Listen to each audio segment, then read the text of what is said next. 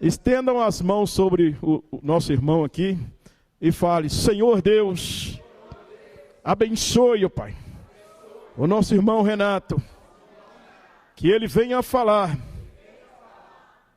da Tua palavra, e não de conhecimento humano, mas que o Teu Espírito Santo use a vida dele para falar conosco, em nome de Jesus, amém.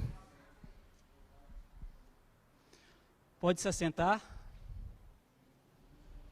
Boa noite a todos, a paz do Senhor. Para mim é uma alegria, uma felicidade muito grande estar aqui essa noite ministrando a palavra do Senhor. Mas eu confesso aos irmãos que eu estou bastante nervoso, suando, né? E desde que o pastor Walter me convidou, desde semana passada, na sexta-feira, né, que eu recebi esse convite de estar aqui hoje para poder pregar, eu tenho estado bastante nervoso, angustiado, na expectativa, como será? Né, e na quarta-feira eu liguei para ele e perguntei: pastor, é eu mesmo ou é o Senhor na sexta-feira? E ele disse: não, é você mesmo, eu não vou estar lá, é você. E aí a angústia ficou mais ainda, a ansiedade, né, aquela, como será, como que vai ser? Mas desde sexta-feira, quando ele me falou que ia ser eu comecei a pensar, porque nós seres humanos, nós temos o costume de sempre estarmos habituados, acostumados com a rotina. Nós sempre estamos acomodados naquilo que está normal para nós. E quando algo nos chama para fazer algo diferente, nós nos sentimos incomodados, com medo, inseguros. E quando o pastor Walter me chamou, eu poderia ir para ele, dar várias desculpas. Não, pastor, eu não estou preparado, eu não estou pronto. Não, pastor, eu não sei falar, eu não tenho nenhuma pregação, nenhum esboço de pregação. Mas quando eu comecei a pensar em relação a isso, e a pensar naquilo que o Senhor vem trabalhando na minha vida, desde que eu estou aqui na Lagoinha Estoril, eu percebi que, indiferente da situação, indiferente da insegurança ou do medo, que algo que gera em nós, nos tirando daquilo habitual que nós estamos, Deus, Ele sempre está conosco.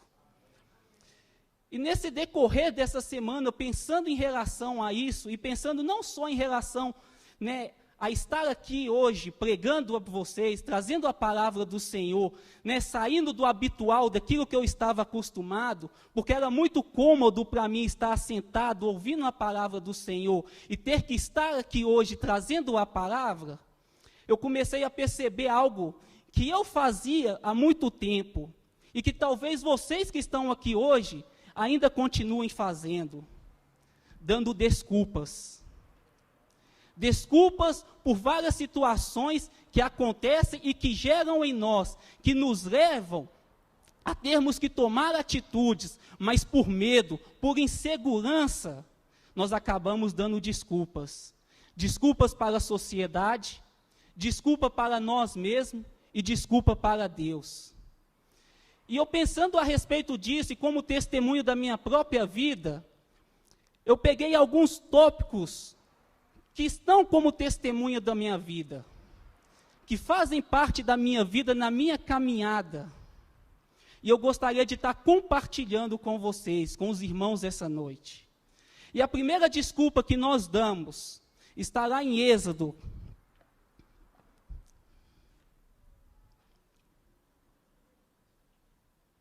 Êxodo capítulo 4.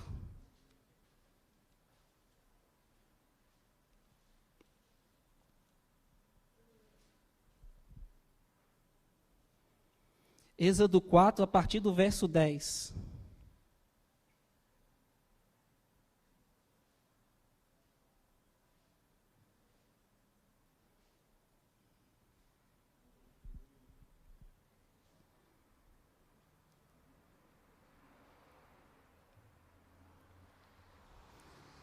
Êxodo 4, verso 10 diz: Disse, porém, Moisés ao Senhor: Ó Senhor, Nunca tive facilidade para falar, nem no passado, nem agora que falastes a teu servo. Não consigo falar bem. Disse-lhe o Senhor: quem deu a boca ao homem? Quem o fez surdo ou mudo? Quem lhe concede vista ou o torna cego? Não sou eu, o Senhor? Agora, pois, vá, eu estarei com você, ensinando-lhe o que dizer. Vamos entender o contexto deste momento. Moisés estava pastoreando e Deus aparece a Moisés na sarça. E ali naquele momento começa um diálogo entre Deus e Moisés. E Deus diz para Moisés assim: olha, você vai lá no Egito, você vai livrar o meu povo, Israel, das mãos da escravidão do Egito. E Moisés pergunta a Deus então: mas como eu irei até eles? Como eles irão crer que o Senhor me enviou? Aí Deus diz para ele: o que você está segurando na mão? Ele diz: um cajado. Joga no chão. E Moisés jogou no chão. E aquele cajado se transformou numa cobra. E Deus disse novamente para ele: pegue essa cobra pela cauda. E Moisés pegou e ela se transformou novamente num cajado. Deus dá outro sinal a Moisés: coloque a tua mão no teu peito, dentro da tua blusa. E Moisés colocou, e quando tirou, a mão dele estava de lepra. Novamente Deus ordena a Moisés colocar a mão no peito, e quando ele coloca, a mão volta curada, sarada. Pela terceira vez Deus dá um sinal a Moisés, dizendo assim: você vai no rio Nilo, você vai tirar a água do rio Nilo, e quando você derramar essa água no chão, essa água vai se transformar em sangue. E quando Deus dá esses 3 sinais para Moisés, aí nós chegamos no ponto que nós acabamos de ler. É quando Moisés, ele olha para si mesmo, quando Moisés, ele olha para a sua vida e ele diz para Deus assim: tudo bem, mas eu não sei falar bem. E essa talvez seja uma das maiores desculpas que nós damos. E eu, na minha trajetória como cristão, eu sempre dei essa desculpa para Deus, para pastores, para líderes, para outras pessoas. Eu não sei se vocês perceberam, mas eu tenho uma língua presa. Então, muitas vezes o R sai como L, o L como R, ou quando junta os dois, embola tudo e não sai nada. E eu sempre dava essa desculpa. Não, eu falar em público, não, eu ter que estar ali na frente de uma escola apresentando um trabalho, eu ter que falar para as outras pessoas, de maneira nenhuma, eu não sei falar. Assim como Moisés dava desculpa, eu muitas vezes dei essa desculpa. Quantas e quantas vezes eu era discipulado por uma missionária lá na sede, e ela dizia para mim assim: Renato, você tem que abrir uma célula, você tem que liderar uma célula. E eu olhava para mim mesmo, eu, tímido, com vergonha, não sei falar direito, eu vou ter que falar para as pessoas? Ah, de maneira nenhuma. E era a desculpa que eu mais dava, que eu acostumei a dar. Para os discípulos, para os líderes, para Deus e para mim mesmo. E Moisés deu essa desculpa. Mas a pergunta fica: Deus, ele não sabia que Moisés tinha dificuldade dele, não? Deus, ele não sabia que Moisés não articulava ou não falava bem? Logicamente que sim. E Deus, ele não, quando Moisés interroga Deus com essa pergunta, Deus faz outra pergunta a Moisés: quem fez a boca? Sabe o que é que isso nos leva a pensar?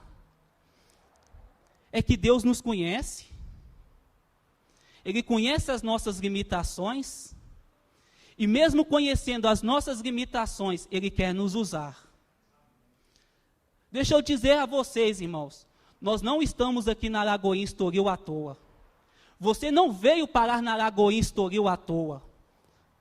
Deus, Ele te trouxe aqui porque Ele tem um propósito na nossa vida, nessa região. Independente das nossas limitações, independente das nossas dificuldades, Deus nos escolheu e conta conosco.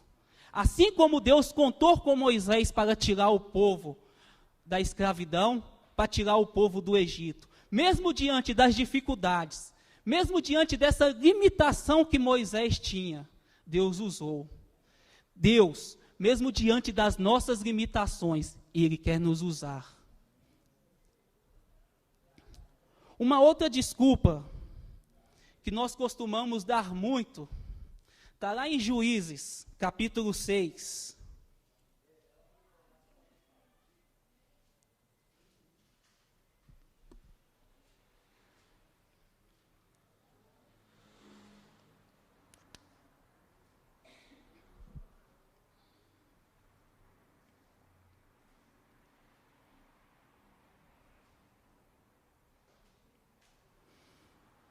Juízes 6, a partir do verso 11.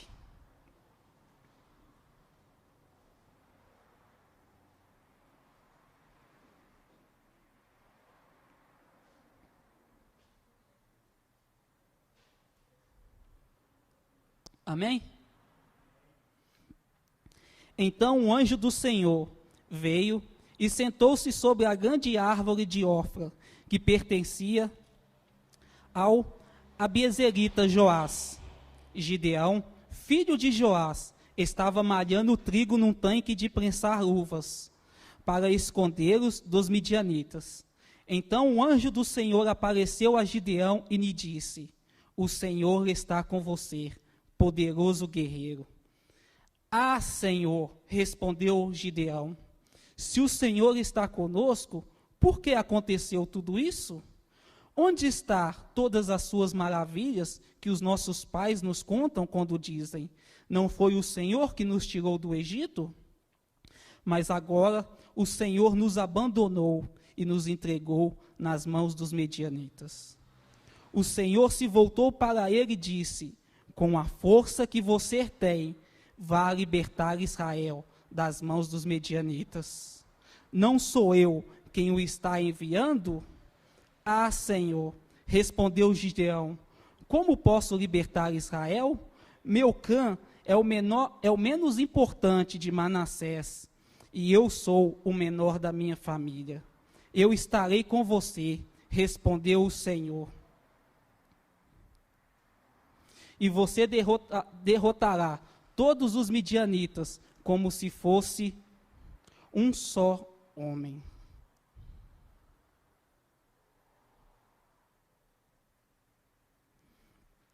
A segunda desculpa que nós muitas vezes damos é nos dizermos inferiores ou incapazes. Quando somos chamados para fazer algo, muitas vezes declaramos, assim como eu comecei aqui dizendo, que poderia dar desculpa para o pastor Walter. Ah, eu não posso. Ah, eu não consigo.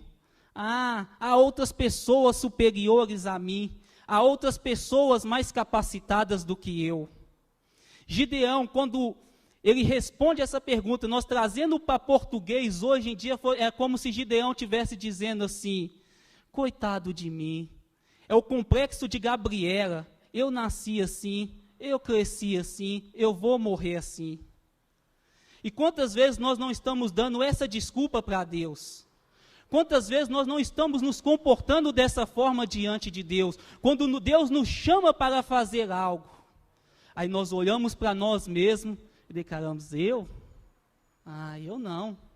Não, chama outro, a outro mais gabaritado do que eu. Não, eu sou gordo, eu sou magro, eu sou alto, eu sou baixo. Não, o outro lá tem mais recursos financeiros do que eu. Não, o outro lá sabe falar muito melhor do que eu. Muitas vezes temos esse complexo de inferioridade, de nos acharmos menores, incapazes de fazer aquilo que o Senhor está chamando. E é interessante nós analisarmos essa conversa do Senhor com Gideão, porque o Senhor aparece a ele declarando assim: poderoso guerreiro. E depois Deus diz a Gideão assim: com a tua força. Mas quando Deus declara isso, Gideão, ele olha para si mesmo, olha assim e fala assim, mas minha força? Como assim? O meu clã, a minha família é a menor de Manassés. E eu sou o menor da minha família. É como se Gideão estivesse dizendo assim, eu sou um zero à esquerda, eu sou o menor, de todos eu sou o pior. E quantas vezes nós não tomamos essa postura de nos considerarmos inferiores, menores, de olharmos para nós mesmos e acharmos que nós não conseguimos, de olharmos para as nossas limitações e acharmos que não somos capazes. Todos nós temos as nossas limitações, todos nós temos as nossas dificuldades, mas como eu disse, mesmo diante das nossas limitações, mesmo diante das nossas dificuldades, o Senhor conta conosco. O Senhor espera de nós uma atitude, uma postura. Quantas vezes nós declaramos, Senhor, eis-me aqui, usa-me. Mas quando o Senhor nos chama para ser usados, nós nos escondemos, nós recuamos. Aquilo que nós declaramos para o Senhor, usa-me. Quando o Senhor quer contar conosco, quando o Senhor fala, vai, a gente olha para nós e fala, não. Nós temos e precisamos mudar a nossa postura, não só diante de Deus, mas diante da sociedade. Nós precisamos mudar essa cultura de todas as vezes que algo que nos obriga a sair do nosso cotidiano, daquele momento que nós estamos tão acostumados a viver, daquela vidinha tão tranquila que nós estamos vivendo, e quando nós somos e temos que fazer algo diferente, que vai trazer em nós um desconforto, nós recuamos. Como eu disse, eu poderia recuar naquele momento que o pastor Walter me chamou. Eu poderia dar desculpas. Mas essa não deve ser a nossa postura. Se nós declaramos para Deus, eis-me aqui, usa-me, nós temos que estar prontos, porque Ele vai contar conosco, Ele vai querer nos usar. Gideão, aquele homem que Deus chamou de poderoso guerreiro, que Deus disse a ele, na tua força, Gideão não conhecia nem mesmo a força que ele tinha. Deus conhecia a força que Gideão tinha. Deus conhece a sua força. Deus sabe que você pode. E muitas vezes você está dizendo que não pode. E muitas vezes você está tomando uma atitude de recuo por olhar para as suas limitações. Quando Deus diz, vai nessa tua força. Vai, eu sou contigo. Vai, você pode. Nós temos tanto medo, nós temos tanta insegurança, não é mesmo? Mas se nós tomarmos a postura de irmos e de não somente declararmos, Deus, usa-me, mas tomarmos a postura de andarmos, Deus está comigo, Deus vai fazer, não sou eu que faço, mas é Deus. Nós vamos arrebentar. Com esse complexo, muitas vezes na minha vida, com esse pensamento de inferioridade, eu muitas vezes na minha vida, como empresário, deixei de fazer grandes negócios. Por olhar para as outras pessoas e acharem elas superiores a mim, eu tinha medo de abrir a minha boca e de conversar.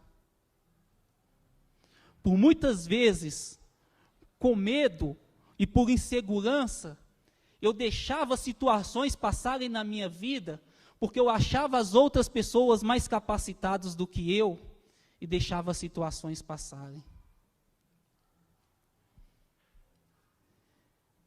Eu estou aqui, tenho o privilégio de estar aqui desde que a Lagoinha Estoril abriu.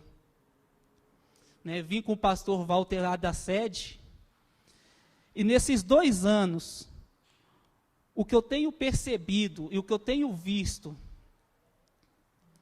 é que muitas pessoas têm tido o privilégio de fazerem, de estarem, mas por acharem que não pode, estão deixando oportunidades passarem. Não permita e não dê essa desculpa para você mesmo, para as outras pessoas e principalmente para Deus. Uma outra desculpa que nós damos muito está lá em Mateus.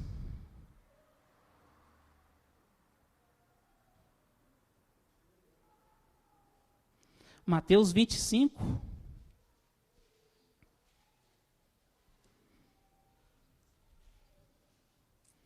Do 14 ao 28.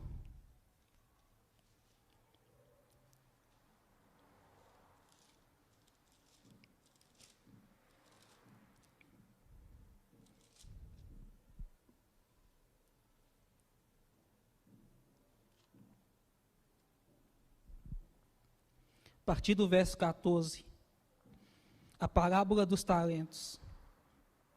E também será como um homem que, ao sair de viagem, chamou seus servos e confiou-lhes os seus bens. A um deu 5 talentos, a outro 2 e a outro 1, a cada um de acordo com a sua capacidade. Em seguida, partiu de viagem. O que havia recebido 5 talentos, saiu imediatamente, aplicou-os e ganhou mais 5. Também os que tinha 2 talentos ganhou mais 2. Mas o que tinha recebido 1 talento, saiu, cavou um buraco no chão e escondeu o dinheiro do seu senhor.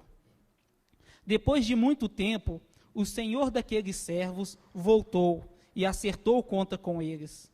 O que tinha recebido 5 talentos, trouxe outros 5 e disse: o Senhor me confiou 5 talentos. Veja, eu ganhei mais 5. O Senhor respondeu: muito bem, servo bom e fiel. Você foi fiel no pouco, eu o porei sobre o muito. Venha e participe da alegria do seu Senhor. Veio também o que tinha recebido 2 talentos e disse: o Senhor me confiou 2 talentos. Veja, eu ganhei mais 2.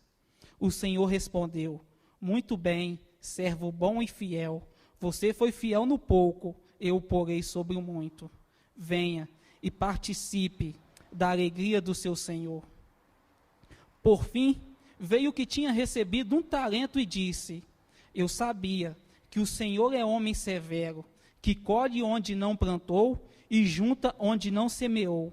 Por isso tive medo, saí e escondi o seu talento no chão. Veja, aqui está o que me pertence. O Senhor respondeu: servo mau e negligente, você sabia que eu colho onde não plantei e junto onde não semeei. Então, você devia ter confiado o meu dinheiro aos banqueiros, para que quando eu voltasse, o recebesse de volta com juros. Tirem o talento dele e entregue-no ao que tem 10, pois a quem tem, mais será dado, e terá em grande quantidade, mas a quem não tem, até o que tem lhe será tirado. Lancem-o fora, o servo inútil, nas trevas, onde haverá choro e ranger de dentes. Terceira desculpa que nós damos é dizer assim: eu não tenho talento, eu não tenho habilidades. Todos nós fomos formados com talentos, com habilidades, com dons dados por Deus. Mas muitas vezes nós fazemos igual esse servo. Pegamos aquele talento, pegamos aquela habilidade e escondemos. E por escondermos, muitas vezes nós achamos que não temos talento. Mas nós temos talentos. O que acontece é que nós escondemos eles. Nós tomamos a atitude e a postura de esconder esses talentos, de buscar, de alguma forma, não usar esses talentos, de dizer assim: já que o meu talento é tão pequeno, né? Talvez aquele servo, quando ele olhou e falou, só recebi um talento.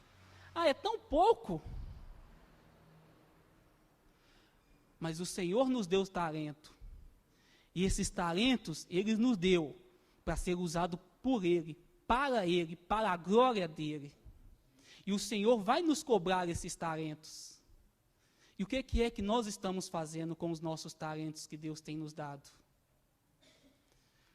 O que é que nós temos feito com aquilo que Deus tem nos dado? Nos nossos ministérios, no nosso trabalho, no nosso dia a dia. Como nós temos usado os nossos talentos? Ou como aquele servo, temos escondido? E ainda temos a capacidade, a ousadia de chegarmos diante de Deus e falarmos, eu não tenho talento. Todos nós temos talentos.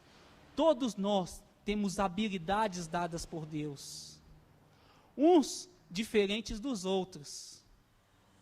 Eu não tenho habilidade de cantar. Outros têm. Eu não tenho habilidade de tocar. Outros têm. E a cada um foi dado habilidades e talentos. E todos esses talentos, todas essas habilidades, foram dados por Deus para a glória dEle. Amém? Fique de pé no seu lugar.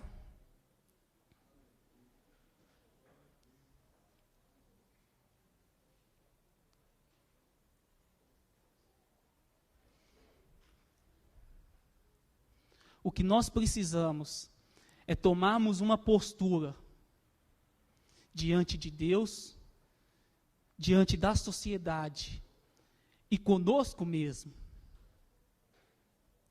Imagina se Billy Graham, ao ser chamado por Deus para exercer o seu ministério, Billy Graham tivesse olhado e disse, não, é muito difícil para mim. Não, chama outro. Quantas pessoas não teriam sido alcançadas? Se o pastor Márcio tivesse dito assim, não, esse ministério para mim é muito grande, eu não tenho capacidade para isso. Quantas vidas não seriam transformadas? Se o pastor Walter, ao ser tocado por Deus para abrir essa igreja, aqui na Lagoinha Estoril, tivesse dito assim, não, é muito difícil, ter que abrir uma igreja, ter que administrar. Mas todas essas pessoas, mesmo diante das dificuldades, mesmo diante das suas limitações, elas escolheram obedecer a Deus. Moisés, mesmo diante da dificuldade que ele tinha no falar, ele obedeceu a Deus. E ele libertou o povo de Israel da escravidão. Gideão, mesmo com o seu complexo de inferioridade, ele mostrou a sua força e libertou o povo de Israel das mãos dos medianitas.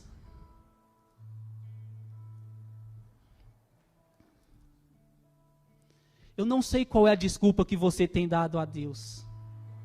Talvez você tenha dado outras desculpas que eu nem mesmo falei, mas você sabe.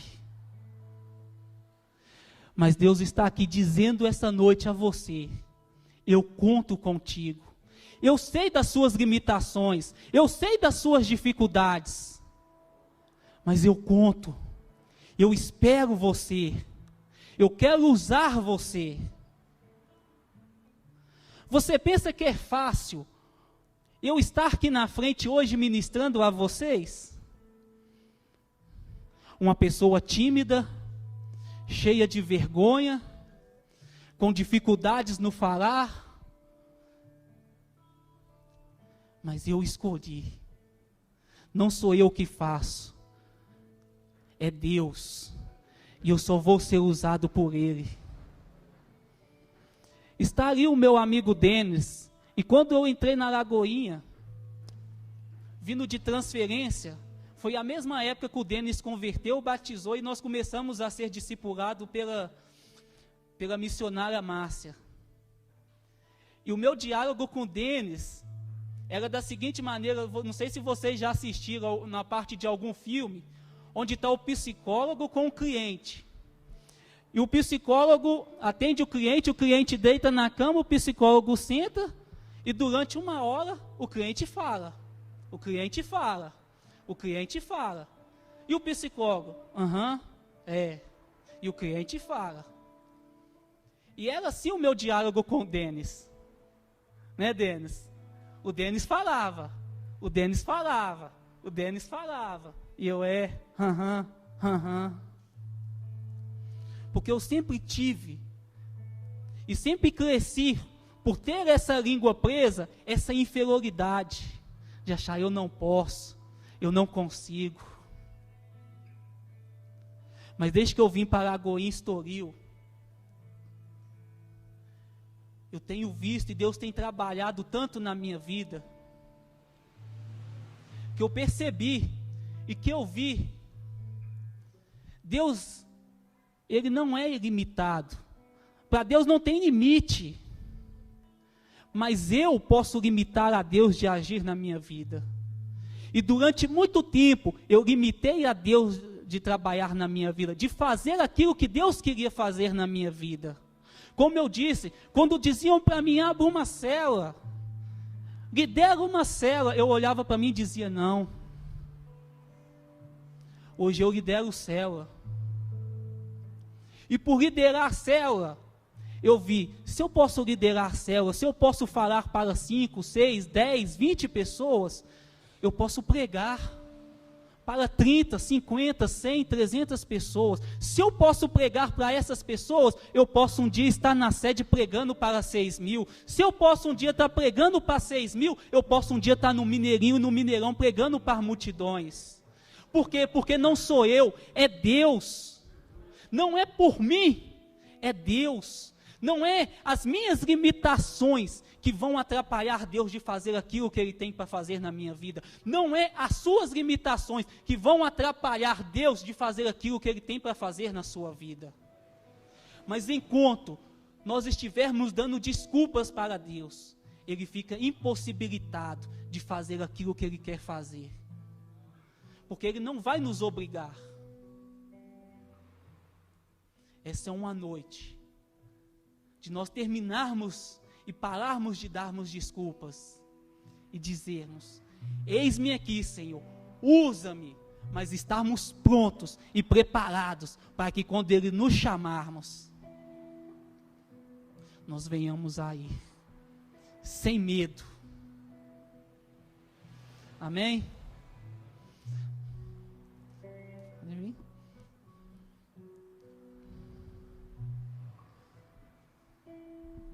Amém, igreja? Dê uma salva de palmas para Jesus. Aleluia.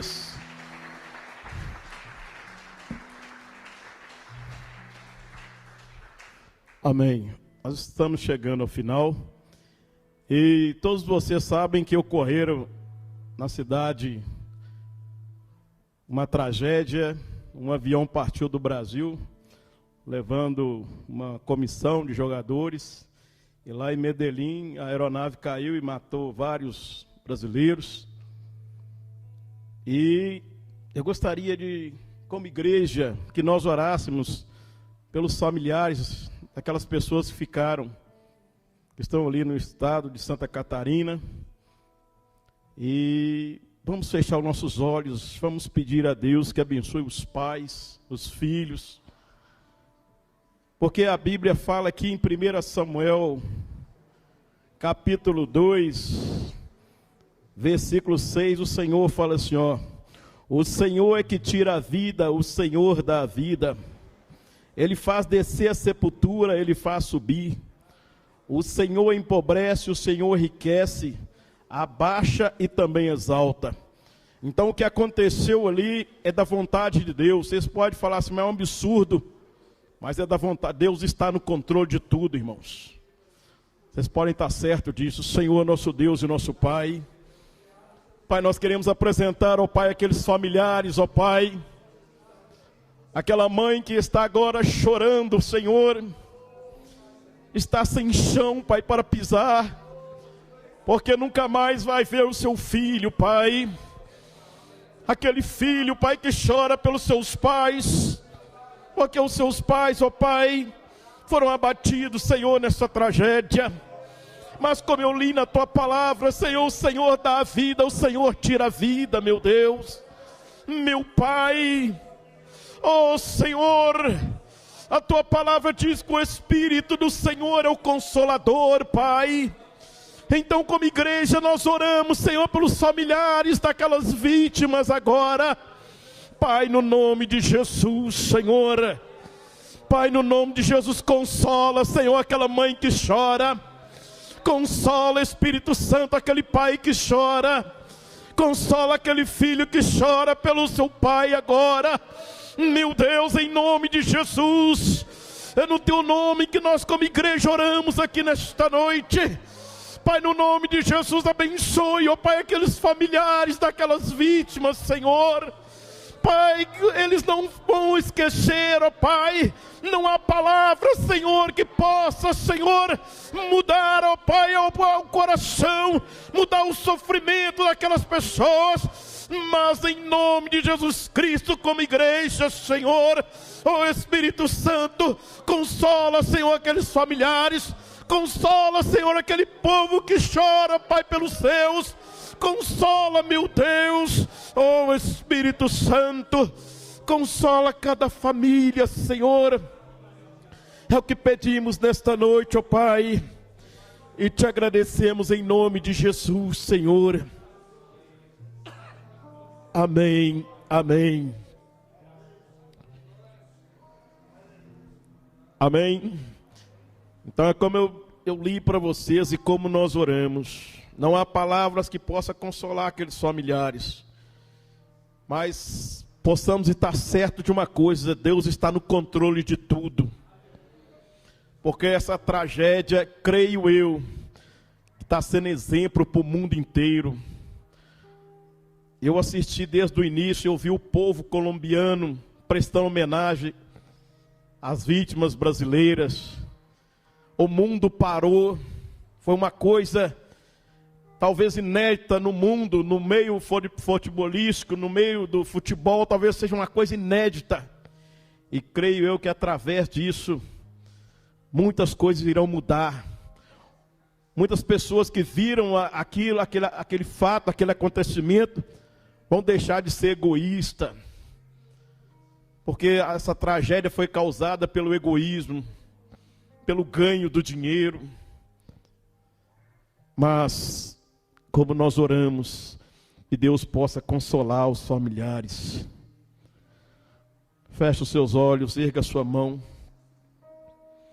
Que o amor de Deus Pai, a comunhão do Espírito Santo, esteja com cada um que esteve aqui nesta noite. Senhor, leve-nos em paz para nossas casas. Que o anjo do Senhor possa nos acompanhar. É o que pedimos a Ti e te agradecemos. Em nome de Jesus. Amém. Amém, irmãos. Vão em paz. Deus os abençoe.